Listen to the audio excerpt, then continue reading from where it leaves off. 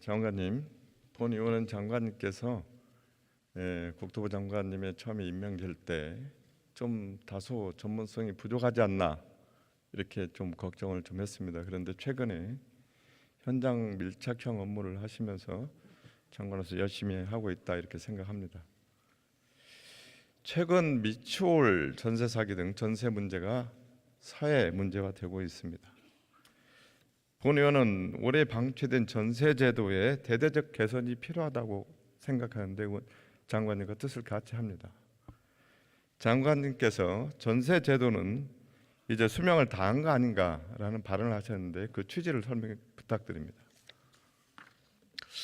예, 전세는 그동안 긍정적인 역할을 많이 해왔습니다. 임대인들에게는 부담이 적은 좀 크게 말씀해. 예, 임대인들에게는 부담이 적은 사금융의 역할을 해왔고요. 임차인들에게는 상대적으로 낮은 주거비 부담에 목돈을 강제적 축성으로 마련해 나가는 그런 주거 사다리 역할을 해왔죠. 그래서 그런 점에 대한 사회적 수요도 여전히 있다고 생각합니다. 그래서 제가 말씀드렸던 것은 전세 제도를 그것도 정부가 나서서 뭐 일방적으로 없애라, 뭐 해라 마라 이런 얘기가 아니라 이번에 전세 사기 피해가 심각하게 발생했지 않습니까?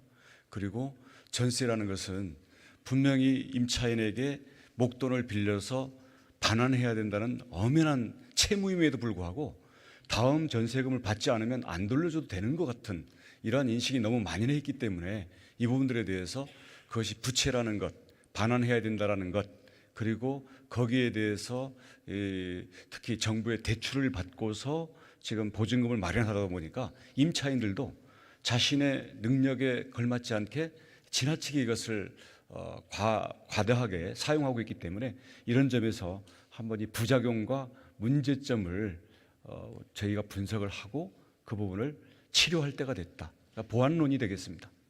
네, 장관님 많은 고민 속에서 그 말씀하셨다는 생각을 합니다. 장관님, 지금 한국은행에서 갭 투자 관련해서 깡통 전세, 역전세 위험을 경고하고 있는 거 아시죠? 네. 거기에 대한 혹시 대책이 있습니까? 아시다시피 그 역전세는 기존 전세 보증금보다 새로 들어오는 보증금이 낮아졌을 때 생기는 문제죠. 돌려줄 돈이 부족한 거죠. 근데 그동안에는 계속 부동산 가격이 상승하고 전세가가 상승하던 시기에는 전혀 문제가 안 됩니다. 거기다가 보증금 대출까지 있다 보니까 이건 뭐 임대인과 임차인이 서로 올려 나가는데 추격해 왔는데요. 지금은 매매가와 전세가가 함께 떨어지는 시기가 되다 보니까 모두에게 고통을 주고 있죠. 그래서 이 점에 대해서는 전세 제도에 대한 근본적인 보완도 말씀을 드렸습니다만은 이런 부분들을 시장의 자기 책임 원칙에 의해서 이걸 소화시켜 나가는 게 원칙이라고 봅니다. 하지만 지난 5년 동안 부동산 값이 한꺼번에 너무 올랐고 또 거기에 대해서 보증금을 끼고 내 집 마련을 한 사람도 사실은 공포 때문에 미래에 대한 불안 때문에 어쩔 수 없이 했던 면들도 있고 또 임차인들은 또 여기에 대해서 그 보증금을 대출받아서 주거 마련을 위해서 너도 나도 뛰어들었던 면이 있기 때문에 이게 한꺼번에 터지다 보면 뜻하지 않은 다수의 피해자를 낳을 수 있겠다. 그래서 저희는 이게 앞으로 반환 의사도 있고 또 임차인들의 보증금 반환을 돌려받기 위한 이런 목적을 위해서는 정부가 지금 특히 엄격하게 조여놓은 이제 대출 제도 등 일부에 대해서 지원할 수 있는지 여지를 검토해 볼 필요가 있다고 생각하고 있습니다. 장관님 많은 고민했을 건데 DSR 제도 규제 완화 부분은 상당히 위험하다고 생각하고 있습니다. 동의를 합니다. DSR은 그동안 지나치게 급증한 가계부채 그리고 자신의 상환 능력에 걸맞지 않게 결국 나중에 부채라는 것은 언제든지 상환 부담이 돌아오는 그러한 굴레임에도 불구하고 그냥 대출 자체가 하나의 기회인 것처럼 특혜인 것처럼 생각하는 이런 점들에 대해서 경종을 울리기 위한 제도이기 때문에 설사 저희들이 검토를 하더라도요. 기존의 1주택자들은 이 보금자리 이 청약 대출 제도가 이미 있습니다. 지난해 마련했기 때문에 이걸로 대부분 소진이 되고요.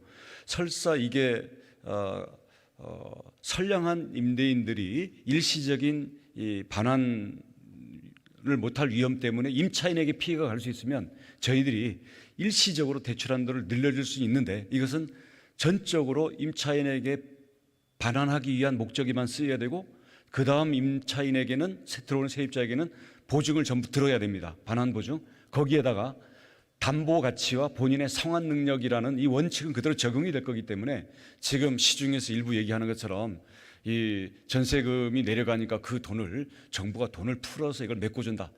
이렇게는 저희들이 접근 자체를 하지 않고 있습니다. 예, 장관님 지난 국감에서 부동산 가격 등락에 대해서 한 50% 정도 상승했다가 6% 정도 하락했다. 그래서 폭락은 아니다 이렇게 말씀하셨습니다. 그때 이 집값 하락, 최근의 집값 하락이 집값의 정상화로 가는 과정이 아닌가 이렇게 생각하는데 어떻게 생각하십니까? 저희 윤석열 정부의 부동산 특히 집값에 대한 정책은 집값 자체를 정부가 쥐락펴락하는 것은 맞지 않다. 그것을 인위적인 도구로 누르는 것은 맞지 않다고 보는데요. 대신 시장이 정상화돼야 된다. 그러면 지난 5년 동안에 이 시장 기구가 왜곡되면서 급등했었기 때문에 하향 안정화는 당연히 결과적으로 나타나야 되는 거라고 보고 있고요. 그런 점에서 지금까지의 집값 하락에 대해서는 시장의 정상화 과정에서 나타나고 있는 것이고 현재 부분적으로 일부는 뭐 반등하고 또 일부는 더 떨어지고 이러고 있습니다만은 그런 가격의 움직임 자체가 시장 기능 속에서 수요와 공급이 균형 가격을 찾아 나가는 가격 발견 과정이라고 한다면 그것은 저희는 좀 더 그것을 큰 틀에서 지켜보면서 접근할 필요가 있다고 생각합니다. 앞에 DSR 규제 완화 부분과 지금 장관님의 답변은 모순된다고 생각합니다.